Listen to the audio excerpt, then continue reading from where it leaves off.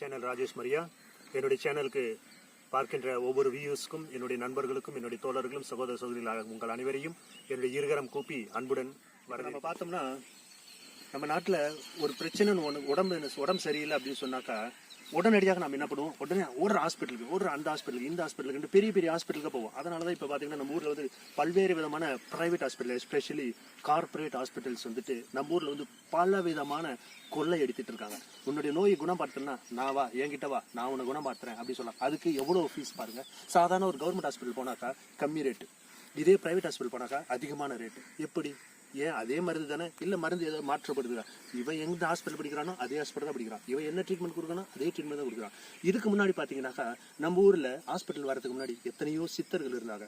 நம்முடைய முன்னே பார்த்தீங்கன்னாக்கா நம்ம வீட்டிலேயே பல்வேறு விதமான மருத்துவத்தை பறைசாற்றக்கூடிய, அதாவது நோயை கட்டுப்படுத்தக்கூடிய எளிய முறைகள் நம்ம வீட்டிலேயே இருக்கு. பொக்கிஷம் புதஞ்சு கிடக்கு நம்ம வீட்டில்.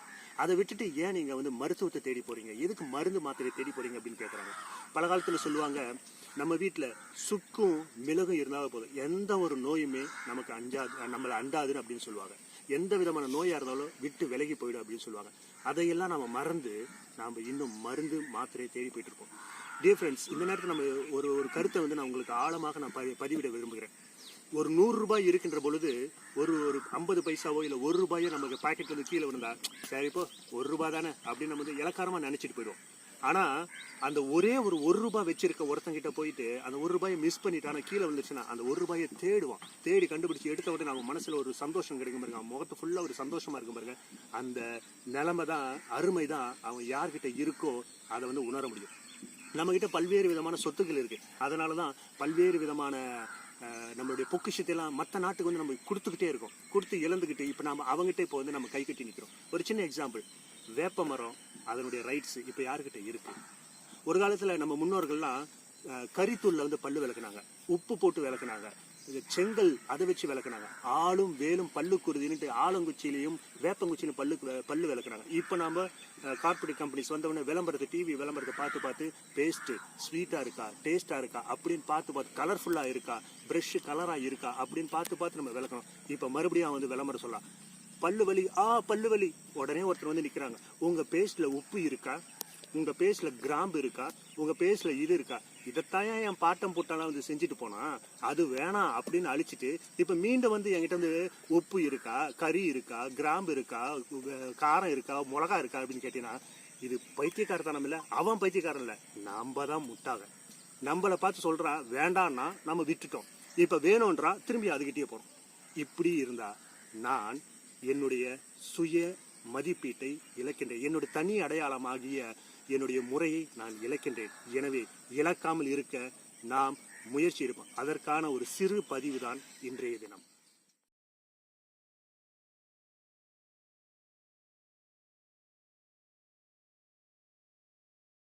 டியர் ஃப்ரெண்ட்ஸ், இதை சொல்லும் பொழுது எனக்கு டக்குனு ஒரு ஞாபகத்தை வருது, சித்தர்கள் பாட்டு. அது வந்து மிக அருமையாக ஒரு சித்தர் வந்து அழகாக பாடியிருப்பார். கோலை ஊன்றி குறுகி நடக்கும் கிழவனும், கோலை ஊன்றி குறுகி நடக்கும் கிழவனும் கோலை வீசி குலாவி நடப்பானே, கோலை வீசி குலாவி நடப்பானே. எதற்காக இந்த பாடம் சொல்கிறார்கள் என்றால், நம்முடைய மகத்துவமான இந்த பாரம்பரிய இயற்கை உணவை ஒரு மனிதன் ஒரு மண்டலம், அதாவது ஒரு மண்டலம் என்பது 48 நாட்கள், 48 நாட்கள் தொடர்ந்து உண்டு வந்தால் அவன் எந்த ஒரு நோய் நொடியும் இல்லாமல் நீண்ட ஆயுளுடன் பூரண உடல் சுகத்துடன் வாழ்வான் என்பதுதான் இந்த சித்தரின் பாட்டு. அதற்கு மிக முக்கியமாக அவர் சொல்வது, காலை இஞ்சி, கடும் பகல் சுக்கு, மாலை கடுக்காய். காலை இஞ்சி, நண்பகல் சுக்கு, மாலை இரவு உணவு உண்ட பிறகு கடுக்காய். இந்த மூன்றையும் எந்த ஒரு மனிதன் 48 நாட்கள், அதாவது ஒரு மண்டலம் தொடர்ந்து பருகி வருகிறானோ அவன் உடலில் உள்ள 98% நோயானது அவன் உடலை விட்டு நீங்குகிறது. மேலுமாக அவனுடைய உடலானது புத்துணர்ச்சி பெற்று நீண்ட ஆயுளுடன் வாழப்போகிறான். இந்த 3 கருத்துக்களை நான் சொல்லேன். காலை இஞ்சி, மத்தியானம் வந்துட்டு சுக்கு, சாயங்காலம் கடுக்காய். இந்த 3 பத்தி இன்னைக்கு நம்ம பார்க்க போறோம். இன்னைக்கு முதல்ல நம்ம பார்க்க போறது வந்து கடுக்காய். கடுக்காயை பத்தி ஏன்டா இப்படி சொல்றான் அப்படின்னு பாக்குறீங்கன்னா, இந்த உலகத்துல வந்துட்டு அறுசுவை என்று சொல்வார்கள். அறுசுவை ஒன்று என்று சொல்வார்கள். அந்த அறுசுவையும் இருக்கக்கூடிய ஒரே ஒரு பொருள்தான் கடுக்காய்.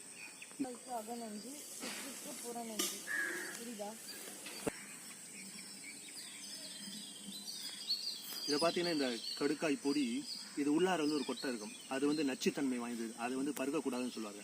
ஒருவேளை அந்த கொட்டையை நீங்கள் சாப்பிடணும் அப்படின்னா அதை வந்து நல்லா தூளாக்கி, இல்லைன்னா தூளாக்குறதுக்கு முன்பாக பசும்பால் அதை ஊற வச்ச பிறகு அதை வெயிலில் காய வச்சு அதுக்கப்புறமா தூள் பண்ணி சாப்பிட்டீங்கன்னா நஞ்சுத்தன்மை வந்து போயிடும்.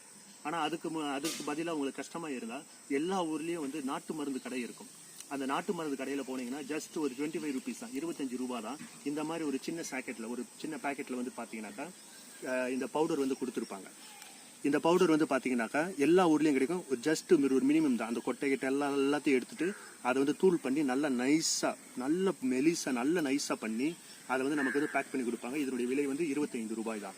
அவ்வளோதான் இதனுடைய விலை. இதை வந்து நம்ம என்ன பண்ணணும் அப்படின்னா, நல்லா சாப்பிட்ட பிறகு நீங்கள் ஆரம்பத்தில் ஆரம்பிக்கின்ற பொழுது உடலில் சாப்பிட்டு தூங்குறதுக்கு முன்னாடி ஒரு மிதமான சுடுதண்ணியில், இல்லைன்னா நல்ல கொதிக்கிற தண்ணியாக கூட எடுத்துக்கலாம். எடுத்து ஒரு ஸ்பூன் ஆரம்பத்தில் நல்லா உங்களுக்கு அஜீரண பிரச்சனை அந்த மாதிரிலாம் செரிமானம் ஆகலை, இல்லை வாயு தொல்லை இருக்கிறது, இல்லை காலையில் வந்துட்டு மலச்சிக்கல் போகலை, வாயு தொல்லை, கணைய பிரச்சனை, கிட்னி பிரச்சனை, அல்சர் ப்ராப்ளம், தொண்டை எரிச்சல், சளி, உப்பசம், இந்த மாதிரி எந்த ஒரு பிரச்சனையாக இருந்தாலும் சரி, பெண்களுக்கு வெள்ளைப்படுதல் இந்த மாதிரி இருந்தாலும், தொப்பை எஸ்பெஷலி தொப்பை இருக்குது பார்த்தீங்கன்னா, அந்த கொழுப்பு வந்து குறைக்கக்கூடிய தன்மை கொண்டது. இது நல்லா வந்துட்டு உங்களுக்கு வயிற்றை வந்து நல்லா ஃப்ளாட் ஆக்கி கொடுக்கும். நீங்கள் எதுக்கு எக்ஸசைஸ்லாம் பண்ணிக்கிட்டு இந்த மாதிரிலாம் இருக்கும். சாதாரண ஒரு சின்ன ஒரு மெடிக்கல் மிராக்கல் தான் இதெல்லாம் நான் சொல்லணும். ஒரு ஜஸ்ட் 48 நாளில் நீங்கள் ரெகுலராக குடிச்சிட்டு வந்தீங்கன்னாவே உங்களுக்கு இதான பயனை வந்து நீங்கள் கண்டிப்பாக அனுபவிப்பீங்க. இதை வந்து சாப்பிட்றது எப்படின்னாக்கா, நல்ல சுடுதண்ணியில் போட்டு நல்ல ஒரு டீஸ்பூன் எடுத்து நல்லா போட்டு கலக்கி மிதமான சூடு, அதாவது கொஞ்சம் ஆறின பிறகு முடிந்தால் உங்களுக்கு அந்த சூட்டை அப்படி குடிக்க முடிஞ்சாலும் குடிச்சிக்கலாம், இல்லை கொஞ்சம் ஆற விட்டு குடிக்கிறேன் அப்படின்னு குடித்தாலும் நல்லாயிருக்கும். இதோடைய ஸ்பெஷாலிட்டி என்னென்னா துவர்ப்பு. இந்த துவர்ப்பு தன்மை இருக்குது பார்த்தீங்களா, துவர்ப்பு தன்மை இருக்கின்ற பொழுது அந்த உடலில் இருக்கின்ற எல்லா நச்சுக்களையும் வெளியேற்றிவிடும். இதை முன்னோர்கள் சொன்னது, கடுக்காய் குடிப்பவன் மிடுக்காய் திரிவான், கடுக்காய் குடிப்பவன் மிடுக்காய் திரிவான் என்று சொல்வார்கள். அந்த அளவுக்கு மகத்துவமானது இந்த கடுக்காய் பொடி. தினமும் இரவு தூங்குவதற்கு முன்பாக ஒரு கிளாஸ் சுடுதண்ணியில் 1 டீஸ்பூன் ஆரம்பிங்க. இல்லை உங்களுக்கு காலையில் மோஷன் வந்து ஃப்ரீயாக போகலை அப்படின்னு உங்களுக்கு தோணுச்சுனாக்கா 1.5 ஸ்பூன் கொஞ்சம் எக்ஸ்ட்ரா சேர்த்துங்க. அப்படி இல்லைன்னா 2 டீஸ்பூன் கூட போடுங்க. சாப்பிட்ட பிறகு காலையில் பாருங்கள், உங்களுக்கு வந்து மோஷன் போன உடனே ஃப்ரீயாக இருக்கும். ஏன்னா ஒரு மனுஷனுக்கு பிரச்சனைன்னு வர்றது வந்துட்டு வாழ்க்கையில் 2 விஷயத்தினால தான். 1 மனச்சிக்கல், 2 மலச்சிக்கல்.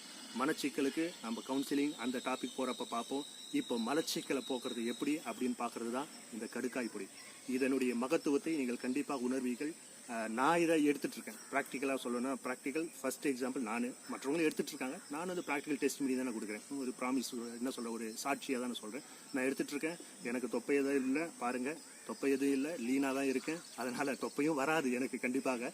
அப்படியே வந்தாலும் இதை என்னால் குறைச்சிக்க முடியும். இருந்துச்சு, அதை குறைச்சிட்டேன். ஸோ நீங்களும் ட்ரை பண்ணி பாருங்கள், முடியும். மீண்டும் அடுத்த பதிவில் வந்து பார்க்கும் பொழுது நாம் சுக்குவை பற்றியும் இஞ்சியை பற்றியும் பார்ப்போம். அதுவும் இல்லாமல் மற்ற நம்மளுடைய பாரம்பரியத்தை நாம் மீட்டெடுப்போம். வாருங்கள், பாரம்பரியத்தை மீட்டெடுப்போம். தேங்க்யூ ஃபார் வாட்சிங்.